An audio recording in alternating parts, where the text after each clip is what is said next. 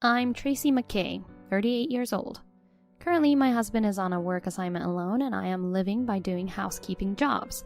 I have a 16-year-old son who attends a boarding high school in another state, so I am living alone now. When my husband's transfer was decided, I wanted to go with him, but he disliked the idea of leaving his family home and our house empty. My housekeeping service job mainly involves visiting regular clients' homes, and it's hard to take long breaks or quit because the elderly clients prefer familiar people, so I decided to stay alone, suppressing my desire to go with him. I originally worked as an office worker at the company where he currently works for, and we married after meeting there. He is a cheerful mood maker at work, popular among both men and women. He always organized drinking parties and company trips, making them fun events. I helped him with every event, trying to be his support. Tracy, sorry I'm late. I'll buy you dinner when I get to the end of this preparation. Really? That's great. I'll work hard on the rest. Think about what you want to eat while you work. Okay. This was the day I first went to dinner alone with Scott. He invited me to dinner because it was getting late. Until that day, we hadn't talked about personal things, but we talked a lot while dining. I learned a lot about Scott that I didn't know before, and we had a lot in common, which made our conversation lively. As a result, we found out we had many common interests, and after that day, we gradually started inviting each other to drinks. Since we both liked alcohol, it was perfect for after work, and we often went out spontaneously. We were getting used to going out together. The first time he invited me on a holiday, we went to an amusement park, and I was conscious it was a date. From our conversation about liking thrill rides, the topic led to this. Scott, this is definitely a date, isn't it? I asked loudly, just as the roller coaster was slowly reaching its highest point. Scott started to say something, but just then the roller coaster plunged down. After coming down, he said with a big smile, I always consider it a date. Saying that, Scott took my hand and held it tightly. I couldn't believe I was now dining, drinking, and walking in the amusement park holding hands with the admired Scott. We enjoyed many rides that day and fully enjoyed the amusement park. From that day on, Scott and I became closer, but there was no talk of officially dating. It was too obvious to ask, but given how often we saw each other and what we did, I assumed that we must be in a relationship. Then one day while at work, a woman called the company phone. She only said, "Please connect me to Scott." Excuse me, may I have your name? It was a routine question for company phone calls, but I asked nervously, "I'm Scott's wife." I was speechless for a few seconds. Regaining my composure, I hastily said, "Please hold," and put her on hold. "Scott, you have a call on line 3. After passing the message, I rushed to the restroom. There was a reason he didn't talk about our relationships or such matters. I had never heard that Scott was married since joining the company. I had assumed he was single. Unable to concentrate on work, I left early that day. But that night, Scott McKay came to my house with a cake. Sorry about today. It must have been a shock, huh? I had no idea you were married. Of course I was surprised. I'm sorry I didn't talk about it properly. You shouldn't be here. Go back home. Actually, we're already in the process of getting divorced, so I'm free now, and the call today was just about the divorce procedures. You don't need to make such excuses. It's not an excuse. I love you, Tracy. Once the divorce is finalized, I want to marry you as soon as possible. Then, until everything is official, let's not see each other anymore. If that's what you say, I understand. Scott then left. Talking with him didn't clear the confusion in my heart. I wondered if he had children, what kind of person his wife was, what caused the divorce. All these unnecessary thoughts. What should I look forward to from tomorrow? I was troubled for several days, but ultimately because I enjoyed the time spent with Scott, I had no choice but to wait. Then one day during lunch break, I got into an elevator. Scott rushed in too. It was just the two of us in the elevator. The divorce is finalized. Sorry for making you wait, Tracy. Really? You actually got divorced? I told you I would. I thought in such situations, people just say that, but never actually divorce. I've been worried all this time. It's all right now. If you're okay with a divorced guy like me, please, go out with me. Yes. It took a long time before we officially started dating. But from there, everything progressed quickly. Rumors of us dating spread in the office. We got married, had a child, and my life moved forward smoothly, almost frighteningly so. When our marriage was decided, I quit my job. Scott didn't have children with his ex-wife, and I heard that might have been a reason for their divorce, but I never asked in detail. After getting married and enjoying a newlywed life, I gave birth to our first son and became a mother. From that day, I had 2 people to pour my love into. Scott, too, cherished me and our son. And after a long period of dedication to raising our son, I began working part-time for a housekeeping service when my son entered junior high school. He was set to attend a boarding high school for sports, so I thought it better to slowly adapt to the workforce rather than rush to find a job then. Scott, of course, agreed. Then, at the time of our son's high school enrollment, Scott's transfer was decided. Feeling lonely all of a sudden, I immersed myself in work. Taking care of the meals, cleaning, and laundry for the elderly living alone became a fulfilling job for me. Visiting almost the same homes every day, they felt like my own family. Months of such life passed, and I had grown accustomed to living alone. On this rare day off, I thought about thoroughly cleaning my house while eating breakfast when the TV got noisy. Looking at it, the location was where Scott's company after his transfer was. The news was continuously reporting on a tsunami. In the footage, Scott's company was directly hit by a massive tsunami. Regaining my senses, I hastily grabbed my smartphone and called Scott. Yes? Scott, where are you? At the office. Where else? Don't call during work. The call ended abruptly. I could only feel uncomfortable on the phone with him. Was it just by chance he wasn't at the office? Hasn't he seen the news? There was no indication that he knew about the tsunami. However, it was strange for him to speak in that tone. Feeling uneasy, I decided to call the head office of the company where Scott McKay worked. My name is Tracy McKay. Could I speak to my husband, please? Miss McKay, we always appreciate your support. Unfortunately, Mr. McKay is off today. Ah, of course. Sorry about that. Is Victor available then? Please hold on a moment. This Victor was a colleague who joined the company in the same year as me. I had made plans to meet him that day. I had an idea of what might be going on from the call with the office worker, but I needed confirmation. Hi, Victor. Long time no see. Sorry for calling you out of the blue. What's up? You haven't changed at all, Tracy. Look at me, already hitting middle-age spread. I wanted to ask you something. Where is Scott working now? Huh? Scott has been working with us continuously. Why do you ask? I knew it. What's wrong? He told me he was transferred, and we haven't been living together since April. What? What happened? Did you two have a fight? It must be another woman, just like when he was with me. But surely he wouldn't lie about something like that. Probably thought that if he was transferred, he could be with her every day. Let me look into it. Act like you don't know anything, Tracy. This morning, I saw the news about the tsunami and called him in a panic. He said he was at work. It seemed strange if he was supposed to be at his transfer location. I see. I'll let you know as soon as I find out anything. Thank you, Victor. While waiting for Victor's call, I thought about many things alone.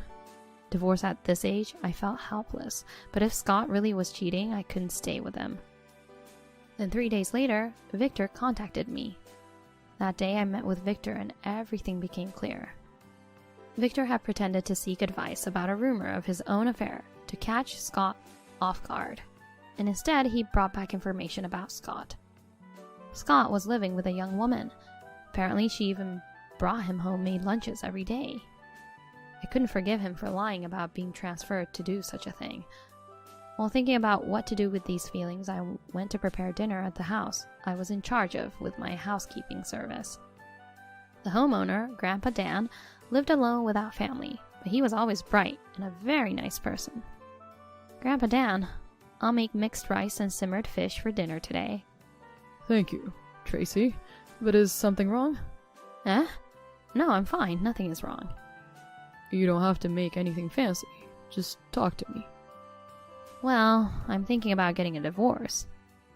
You must be going through something tough. Yes, I told you my husband was transferred, but it seems that was all a lie.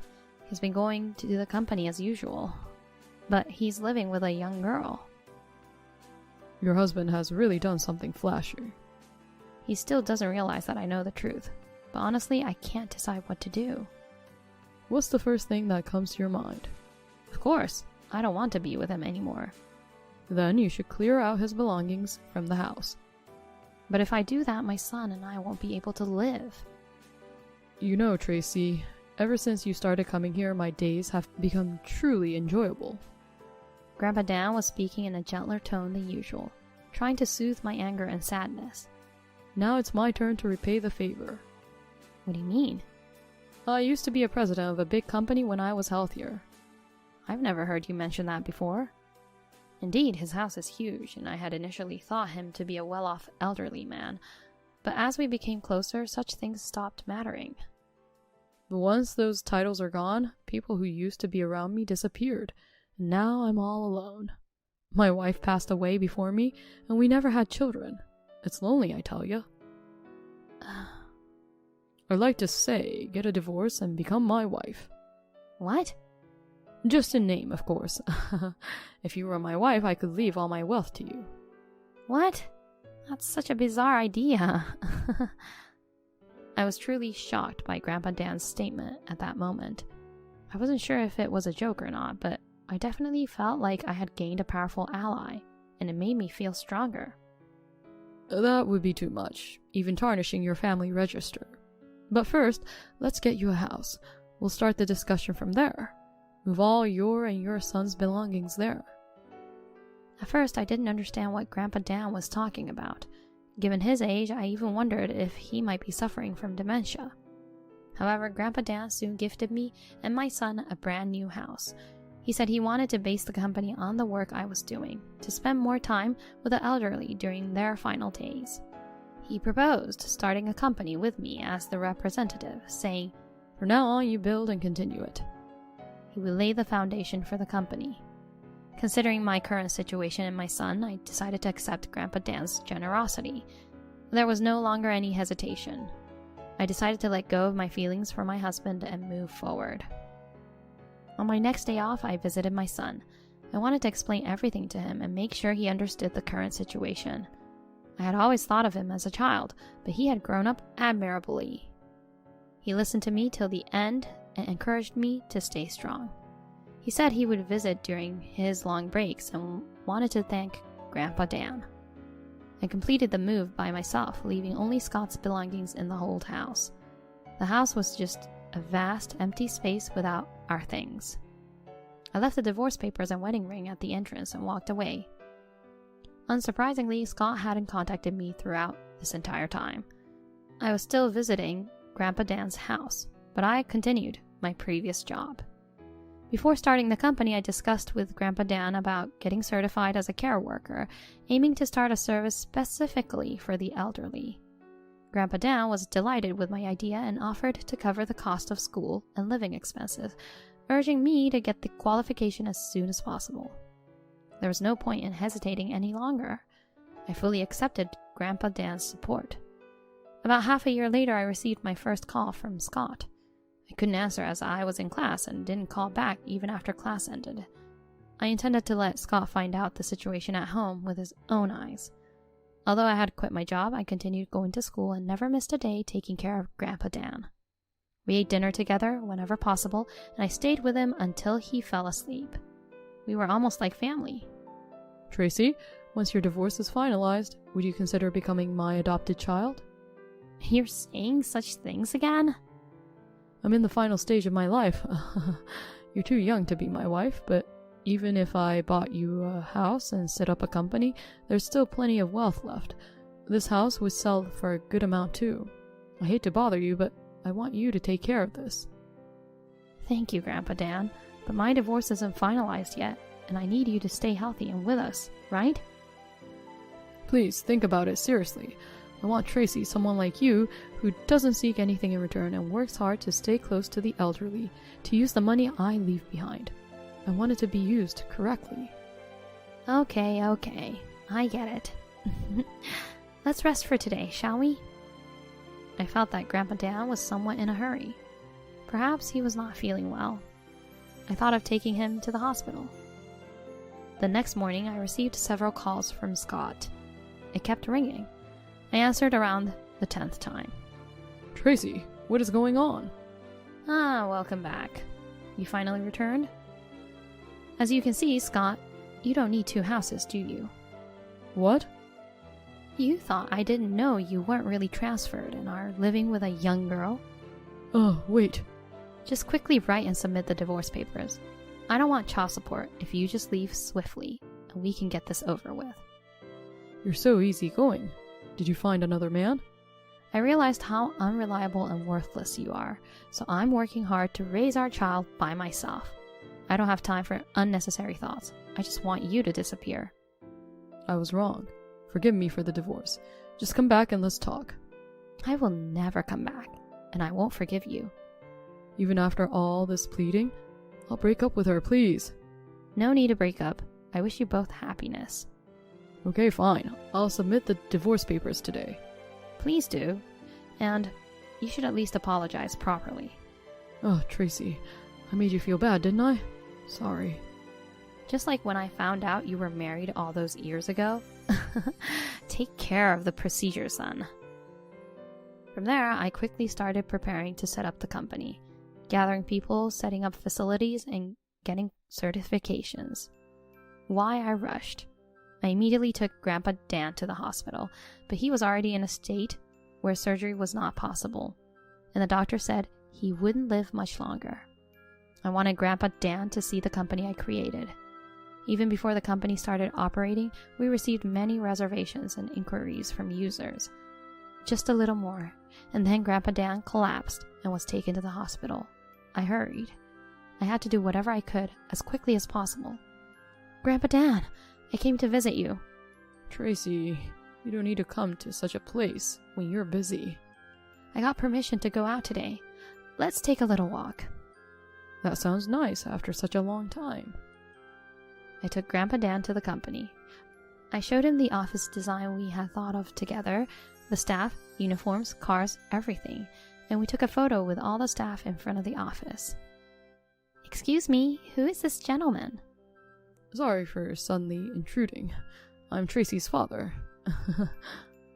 Grandpa Dan winked at me. But that was the last time I saw him smile. Perhaps he had been waiting to see the company completed. That night, he passed away quietly in his hospital bed. I've decided to continue this work, staying close to the elderly for their last moments of joy, just as he told me. This is my way of repaying Grandpa Dan. If not for this encounter, I definitely wouldn't be where I am today. Grandpa Dan, it's my turn to repay you now. At that moment, I promised him and felt more radiant than ever in my life.